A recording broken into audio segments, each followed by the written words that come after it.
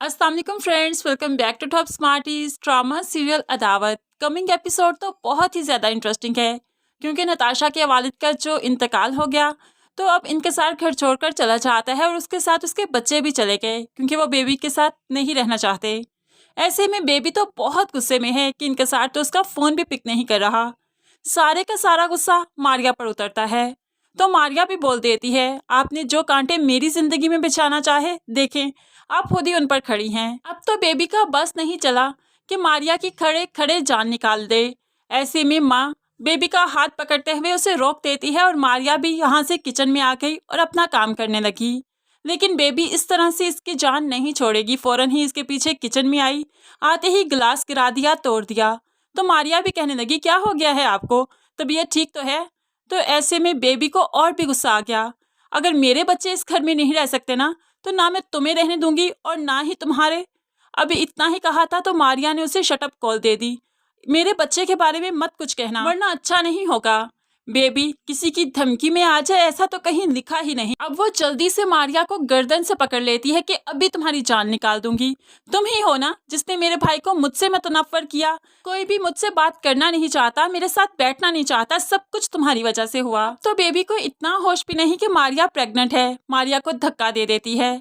असचद जो ऑफिस से आया ही था जल्दी से आगे बढ़कर मारिया को पकड़ लेता है, लेकिन अब वो गुस्से से और हैरानगी से बेबी की तरफ देखता है कि आखिर ये करना क्या चाहती थी। असचद की तो आंखें फटी की फटी रह गई, लेकिन बेबी अपने ऊपर कुछ आने दे, ऐसा तो हो ही नहीं सकता। इसलिए वो फौरन कह देती है, मारिया तुम्हें चीट कर रही है, धोखा दे रही है, तुम जानते नहीं ये पहले से तलाक याफ्ता है, इसकी शादी हुई थी फाहद के साथ। ऐसे में तो असचद वाकई बेबी को छोड़कर मारिया पर गुस्सा करने लगेगा। मारिया रोती रहेगी, अपनी सफाई में कुछ कहना भी चाहेगी, लेकिन असचद सुनने वाला नहीं, सिर्फ इतना जानता है कि तुमने मुझे धोखा क्यों दिया। तो मारिया भी कह देती है, आपकी माँ और बहन को सब मालूम था, आपकी माँ ने ही मुझे कहा था कि आपको कुछ नहीं बताना, बताएं उनके खिलाफ जाकर मैं आपसे कैसे बात कर सकती थी, वो भी नाराज हो जाती। तो असचद माँ के पास भी जाता है तो माँ क्लियर करती है, नहीं बेटा शादी नहीं हुई थी, सिर्फ निकाह हुआ था। तो असचद तो गुस्से से पागल हो चुका है, आपने मुझे पहले क्यों नहीं बताया, वही फाहद जहाँ पर आता जाता था मारिया उसके सामने थी, आपको मुझे पहले बताना चाहिए था। तो माँ कहने लगी सिर्फ निकाह था और कोई भी रिश्ता नहीं था।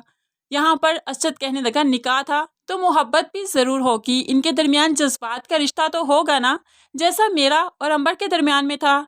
आपको मुझे सब कुछ बताना चाहिए था। अब वो माँ से भी खफा है और मारिया से भी। ऐसे में वो बुरी तरह से जो टूट चुका है तो अंबर यही चाहती है कि वो इस नाजुक लम्हे में असचद को संभाल ले, समेट ले, ताकि आगे चलकर असचद और उसकी शादी हो जाए और वो मारिया को बिल्कुल भूल जाए। लेकिन मारिया के पास जो औलाद जैसी ताकत है तो असचद भला मारिया को कैसे भूल सकता है। फ्रेंड्स, आपको क्या लगता है, मारिया और असचद का रिश्ता टूट जाएगा या नहीं, जरूर कमेंट्स में बताइएगा। मज़ीद वीडियोस के लिए चैनल को सब्सक्राइब करके साथ बेल नोटिफिकेशन जरूर प्रेस कीजिए ताकि आने वाली हर वीडियो बहुत आसानी से देख सकें। अल्लाह हाफिज़।